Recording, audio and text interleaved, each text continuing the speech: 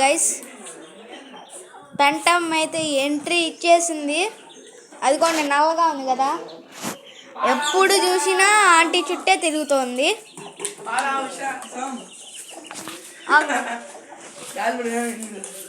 అమ్మా ఆంటీ, ఎప్పుడు ఆంటీ పెళ్ళి జరుగుతుంది నాకు అని ఒక నల్లగా ఉన్న కోడిపిల్ల అడుగుతుంది.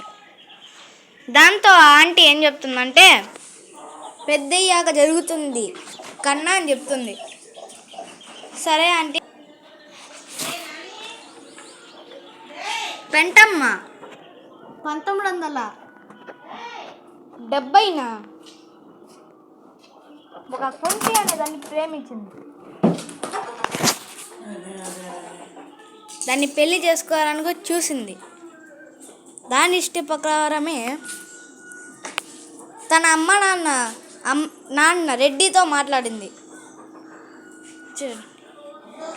రెడ్డి గారు పెంటని రాజుని పెళ్లి చేపిస్తారా అని అడుగుతుంది. ఆ రెడ్డి, సరే మీ అమ్మ అయితే మాగునే ఉంటుంది, నేను ఖచ్చితంగా చేపిస్తాను. అమ్మాయి అయితే సాంప్రదాయంగానే ఉంది, మాకు కట్నకం ఇవ్వకపోయినా కూడా ఏం కాదు అని రెడ్డి చెప్పాడు. ఇంకా రాజుగాడు బాత్రూమ్కి వెళ్ళి, అయ్యా ఇన్నాళ్ళు చోట నాకు దొరికిందా పెళ్లి సంబంధమని హాయిగా అనుకుంటా. ఇదంతా విన్న కొంగమేడలు,